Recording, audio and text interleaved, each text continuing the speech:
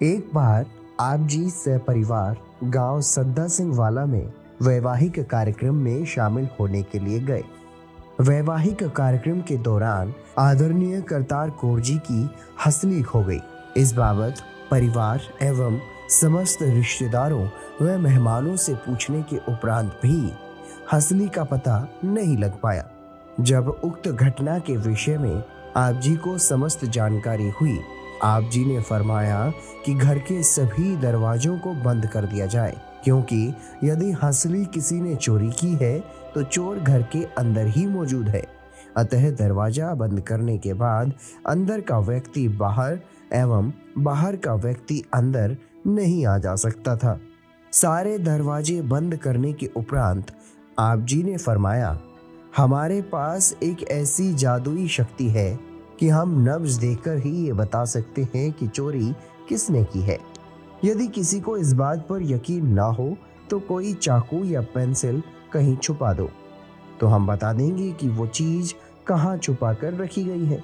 आप जी के उक्त वचनों को सुनकर चोरी करने वाली महिला ने घबराकर हंसली घर के एक कोने में पड़े रेत के ढेर के अंदर छुपा दी। उसकी इस हरकत को घर के एक नौकर ने देख लिया तथा महिला से आंख बचाकर वो हंसली अपनी ईमानदारी का परिचय देते हुए आप जी को सौंप दी। इस प्रकार हंसली प्राप्त होने से सारे परिवार का वातावरण सामान्य हो गया।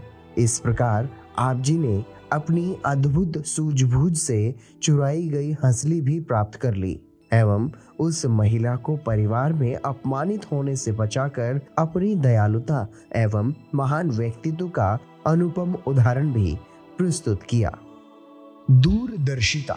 कभी कभार आप जी पहले ही बता दिया करते कि क्या होने वाला है।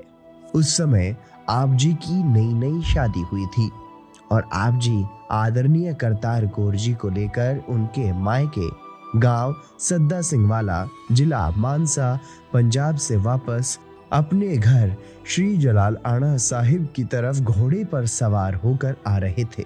क्योंकि उस समय बसों या कारों का आम प्रचलन नहीं था, लोग प्राय घोड़ों या बैलगाड़ियों के द्वारा ही एक स्थान से दूसरे स्थान तक जाते थे।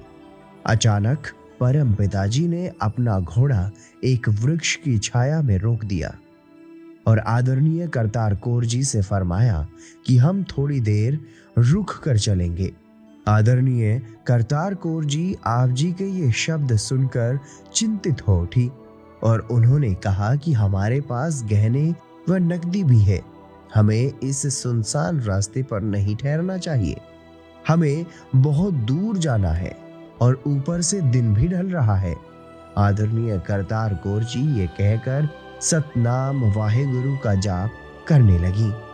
तभी आदरणीय करतार कौर जी ने परम पिताजी से पूछा कि आप सच बताएं, हम यहाँ क्यों रुके हैं।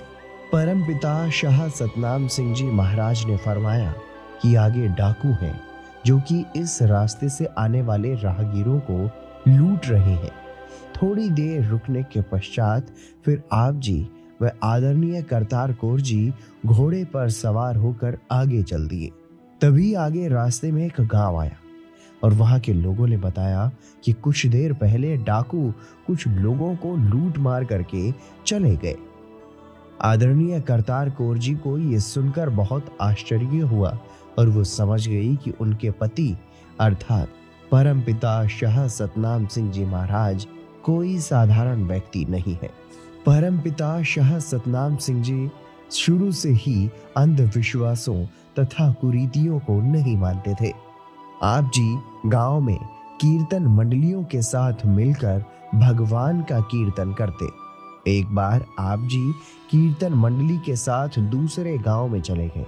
उस दौरान आदरणीय करतार कौर जी ने गांव के अन्य लोगों के कहने पर कर्मकांड के लिए बने स्थान को दूध से धोया। उक्त घटना के 8 दिन बाद जब आप जी घर वापस लौटे तो आप जी ने आदरणीय करतार कौर जी को वचन फरमाया, करतार कौर, तुमसे रहा नहीं गया। उस स्थान पर दूध डालने की बजाय किसी भूखे प्यासे व्यक्ति को दूध पिला दिया होता। ये सुनकर आदरणीय करतार कौर जी आश्चर्यचकित रह गए।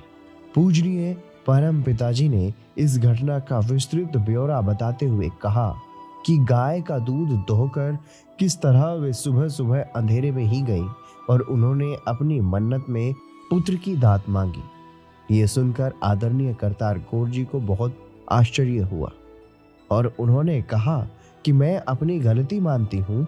इस घटना के पश्चात आदरणीय करतार कौर जी की हैरानी की कोई हद नहीं रही, क्योंकि पूजनीय परम पिताजी ने घर से बहुत दूर होते हुए भी पूरी घटना को ज्यों का त्यों बता दिया।